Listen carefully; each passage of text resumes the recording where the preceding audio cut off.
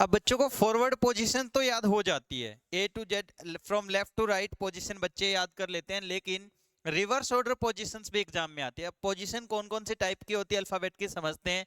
Okay, forward position के लिए मैंने आपको टेक्निक और ट्रिक बता दिया था, तो वो ट्रिक आपने याद कर लिया। ओके, अब हम करेंगे कि रिवर्स ऑर्डर पोजीशन। उसके लिए पोजीशन समझते हैं, किसी भी अल्फाबेट की पोजीशन होती कितनी है। सबसे पहले पोजीशन फ्रॉम लेफ्ट, अगर लेफ्ट साइड से देखें तो ए कौन से नंबर पे होता है बच्चे बताइए, 1 नंबर पे होता है। फ्रॉम राइट साइड देखेंगे तो ए का पोजीशन क्या होगा, राइट साइड का मीनिंग है यहां से। जेड को अगर हम 1 कंसीडर करते हैं तो जेड 1 है, वाई 2 है, ऐसे करते करते ए कौन से नंबर पे आएगा बच्चों बताइए, 26 नंबर पे आएगा।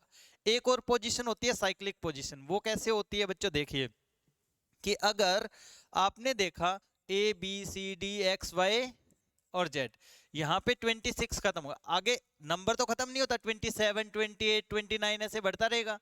तो अल्फाबेट जब एक बार खत्म हो जाते हैं दोबारा स्टार्ट कर देते हैं हम, ए बी सी। तो हमने देखा कि ए का एक और पोजीशन हुआ, दैट इज 27। तो ए के एक पोजीशन नहीं है जिसमें एग्जाम से क्वेश्चन आते हैं, टोटल 3 पोजीशंस हैं ए की जिससे एग्जाम में क्वेश्चंस आते हैं। A the position of A from left, position of A from right, और दोबारा साइक्लिक पोजीशन जब दोबारा स्टार्ट हो जाता है। ओके, तो ये भी हमें याद करना है, इसके लिए भी मेरे पास ट्रिक है, और उस ट्रिक से आपको जल्दी जल्दी याद हो जाएगा, जल्दी जल्दी याद हो जाएगा। Okay, yes. लेकिन उससे पहले देखते हैं बी। अब बी की पोजीशन क्या क्या बनेगी, 2 25 और 28। सी की पोजीशन क्या क्या बनेगी, 3 24 29। डी की पोजीशन क्या क्या बनेगी बच्चों बताइए, नंबर 4 23 और 30। ई का पोजीशन क्या क्या बनेगा बच्चों, 5 22 और 31, एंड सो ऑन। तो इस टेबल को आप कंप्लीट कर लेना, याद कर लेना। अब ये पोजीशन फ्रॉम लेफ्ट, इसके लिए हमने ट्रिक किया और ट्रिक करके हमने इसको याद कर लिया। Positions of alphabet from left, positions of alphabets from left. जिसको याद नहीं है वो क्या सर्च करेगा यूट्यूब में, वैसे तो आज ही मैंने करवा दिया, अगर नहीं आपको याद हुआ तो आप याद कर सकते हैं। आपको लिखना है positions of alphabets, positions of alphabets by Suraj sir, ये लिख देना। हाँ, फिर आपको याद हो जाएगी टेक्निक, ठीक है। हाँ, सूरज सर ने करवाई हुई है पुराने टाइम में। ओके, हाँ, देखिए।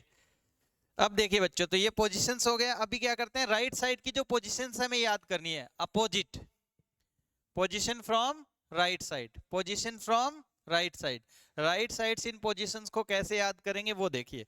तो उसके लिए टेक्निक है, ट्रिक है हमारे पास। कैसे, हमें कुछ पेयर्स याद करने हैं बच्चों, क्या याद करने हैं, पेयर, इंपॉर्टेंट पेयर्स हैं जिससे क्वेश्चन आता है। पेयर कैसे, जैसे अगर पेयर है ए और जेड का, स्टार्टिंग से ए लो लास्ट से क्या लो, जेड।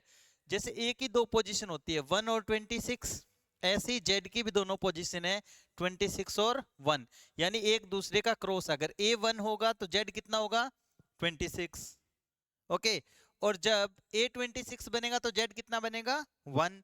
और एक और इंटरेस्टिंग फैक्ट है, एक और इंटरेस्टिंग फैक्ट है, वो क्या है कि अगर आप दोनों को ऐड करते हो तो सम 27 बनता है। दोनों को ऐड करते हो तो सम कितना बनता है, 27। क्या बनता है, 27, 27।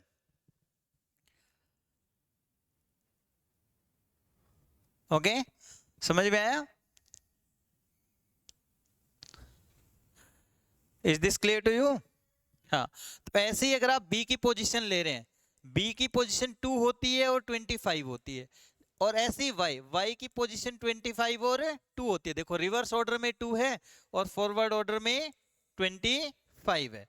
ओके, समझ में आया। तो इनकी भी पोजीशन का सम करोगे तो क्या बनेगा, 27 बनेगा, दोनों पोजीशन का सम 27। तो यहां से ये पेयर्स हैं, ये पेयर याद करेंगे तो हमें पोजीशन भी याद हो जाएगी। ये पेयर हमें याद करना है, जैसे ए टू जेड। आपको मैं यही बताता हूँ सारी टेक्निक, इसको क्लियर करके ये देखो। पेयर है बच्चों A to Z, A to Z, इनकी पोजीशन को ऐड करो, 1 + 26 27। फिर क्या करेंगे, बाय, क्या करेंगे, बाय, बी वाई बाय। जब कोई जाता है तो हम उसे बाय करते हैं या नहीं करते, हाँ, 2 + 25 करना इक्वल टू 27। फिर क्रैक्स, क्या, जाते जाते हम उसको क्रैक्स दे देते हैं कि रास्ते में खा लेना, यही है। हाँ 24, दोनों को पोजीशन को ऐड कर दो और फिर बोलते हैं हम इवनिंग में मिलेंगे। कब मिलेंगे? हाँ इवनिंग। कब मिलेंगे? अच्छा एक रह गया ड्यू वाला क्या? हाँ वो फिर वो क्या कहता है, क्रैक्स दिए तो क्या हुआ, अकेले क्रैक्स कैसे खाऊंगा, यही है ना। हाँ ड्यू तो दिया ही नहीं, क्या नहीं दिया? ड्यू। वो कह रहा है ड्यू भी दे दो साथ में, क्या दे दो? ड्यू। ड्यू दे दो भी, ठीक है, माउंटेन ड्यू, है ना। देखो A to Z, A to Z, okay. फिर क्या हुआ? बाय। फिर क्या हुआ? बाय। फिर क्या हुआ? क्रैक्स, हमने दिया उसको क्रैक्स, ओके। फिर हमने क्या दिया उसको?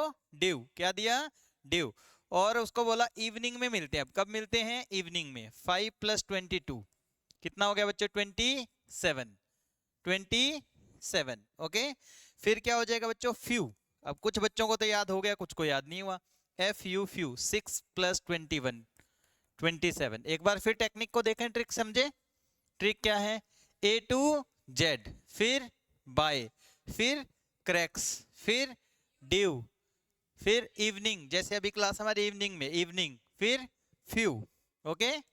फ्यू, उसके बाद फ्यू मीन फ्यू डेज बाद, फ्यू मीन फ्यू डेज बाद। हमें वो कहाँ मिला? जीटी रोड पे। कहाँ मिला भी? जीटी रोड पे। कहाँ मिला? जीटी रोड पे, ठीक है। ये भी 27 बन गया पोजीशन, देखो। और वो क्या कर रहा था? हनी सिंह के गाने गा रहा था अभी। क्या कर रहा था? हनी सिंह के गाने गा रहा था, हाँ ठीक है। और फिर एक दिन हमें वो कहाँ मिला? इंडियन रेलवे में। कहाँ मिला? इंडियन रेलवे, इंडियन रेलवे, ठीक है, ओके। हाँ और इसी बीच हम में आ गया ग्रेट टैलेंट। इसी बीच हम में क्या आ गया? Great talent. और हम हायर स्टडी करने लग गए। क्या करने लग गए? Higher study, higher studies, okay, ठीक है। इन फ्यू डेज बाद क्या हुआ? वो तो हमें जीटी रोड पे हनी सिंह के गाने गाते हुए मिला, और फिर एक दिन मिला रेल ट्रेन में, है ना, इंडियन रेलवे। और हम उस फ्यू डेज के बाद में हम में क्या आ गया? ग्रेट टैलेंट आ गया भी। कैसे? एसेंट सैनिविंग की क्लासे देखने लग गए, ठीक है। हम में क्या आ गया? Great talent. 7 + 20 27।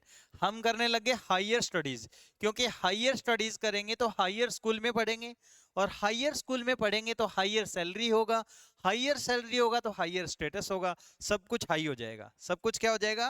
हाई हो जाएगा, ठीक है। हाँ ग्रेट टैलेंट हो जाने से क्या होगा? हायर स्कूल में पढ़ेंगे, फिर हायर जो हमारी है वो सैलरी होगी, और हाई स्टेटस हो जाएगा। और जब हम इंडियन रेलवे में जाएंगे तो मिलेंगे, फिर वो क्या कहेगा? जाने क्यों मेरे साथ ऐसा क्यों अभी? जाने क्यों? क्योंकि उसने तो पढ़ाई नहीं करी, हमने कर ली। उसने तो पढ़ाई नहीं की और हमने कर ली, ठीक है। वो तो डर के आगे जीता करके चला गया, है ना। हाँ ठीक है, और हम पढ़ने लगे जाने क्यों। तो 10 + 17 कितना हो गया बच्चों? 27। उसके बाद फिर क्या हुआ बच्चों?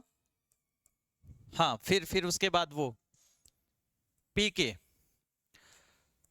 हाँ जाने क्यों। फिर क्या हुआ? वो पीके मूवी देखने गया अभी। क्या देखने गया? पीके मूवी। कौन सी मूवी? पीके मूवी। 11 + 16 = 27। और फिर उसे लव हो गया। क्या हो गया? लव हो गया। 12 + 15। और फिर उसका मन नहीं लगा। क्या नहीं लगा? मन नहीं लगा, मनी लगे सिर्फ, ठीक है। और वैसे आप ये याद कर लो, कुर्ता पजामा ले लो और मैन बन जाओ। कुर्ता पजामा ले लो और मैन बन जाओ। समझ में आया? तो ये हमारी ट्रिक्स हैं। अब इससे हमें सारी पोजीशन याद हो जाएंगी, ओके। अब रिवर्स ऑर्डर पोजीशन कैसे याद करेंगे? रिवर्स ऑर्डर पोजीशन कैसे याद करेंगे? देखो इसमें हमारी सारी पोजीशन हमें याद हो जाएंगी, बस फ्रॉम लेफ्ट। ये जो ऊपर वाली पोजीशन है ये आपको उस ट्रिक से याद करनी है जो हमने पहले ई ज्योति वाली ट्रिक की है उससे। उसके बाद देखिए बच्चों, आपको जब ये पेयर याद हो जाने चाहिए, पेयर याद हो जाने चाहिए। अब मैं आपसे रिवर्स ऑर्डर पोजीशन पूछता हूं, आप मुझे जल्दी से बता देंगे कैसे। जैसे मैं आपसे पूछता हूं कि मुझे पी का पोजीशन बताओ, किसका पोजीशन बताओ? पी। तो आपको बताया था मैंने, आप पी के, पी के साथ कौन आता है? की, के। तो आप मुझे वैसे अगर आप देखो पी, तो पी की रिवर्स ऑर्डर पूछ रहा हूं मैं, फॉरवर्ड ऑर्डर नहीं, रिवर्स ऑर्डर। कि रिवर्स ऑर्डर देखेंगे तो के वाली पोजीशन बता दो, के कौन से नंबर पे आता है, 11 नंबर। तो रिवर्स ऑर्डर में पी जो है वो 11 नंबर पे है, और के जो है उसकी पोजीशन हो जाएगी पी वाली, पी की पोजीशन क्या है 16। अब आप रिवर्स ऑर्डर चेक करो एक बार। रिवर्स ऑर्डर में अगर आप देखेंगे तो पी देखो कौन से नंबर पे हो गया 11, और के कौन से नंबर पे हो गया बच्चों, देखिए के हो गया 16। हो गया ना इंटरचेंज, हाँ है ना। ओके, अब आप चेक करें कि आपको बताना है रिवर्स ऑर्डर पोजीशन ऑफ जी। तो जी का पोजीशन बताना है। अब जी किसके साथ था, G T, G T, G T, ठीक है। ओके, तो जी टी, टी कौन से नंबर पे आ रहा है 20, तो जी का पोजीशन 20 हो गया, और टी का पोजीशन क्या हो गया 7 हो गया। क्या हो गया 7। और पेयर भी हमें याद करने हैं, क्योंकि पेयर से भी क्वेश्चन आते हैं, इससे हमारे रिवर्स ऑर्डर पोजीशन भी याद हो गई है, रिवर्स ऑर्डर पोजीशन भी याद होगी। फटाफट कमेंट में लिख के बताइए मुझे कि जे का रिवर्स ऑर्डर पोजीशन क्या होगा, जाने क्यों, जे क्यू। तो जे का रिवर्स ऑर्डर पोजीशन क्यू वाला हो जाएगा, क्यू क्या था 17, जे क्या हो गया 17, और क्यू का पोजीशन क्या हो जाएगा रिवर्स ऑर्डर, हाँ जे वाला 10, जे वाला हो जाएगा 10। तो ये रिवर्स ऑर्डर पोजीशंस आपको याद होगी, साथ साथ ये पेयर्स याद हो गए, साथ साथ क्या याद हो गए, ये पेयर्स याद हो गए। ओके, तो ये थी best trick to learn positions, reverse order positions of alphabets. Okay.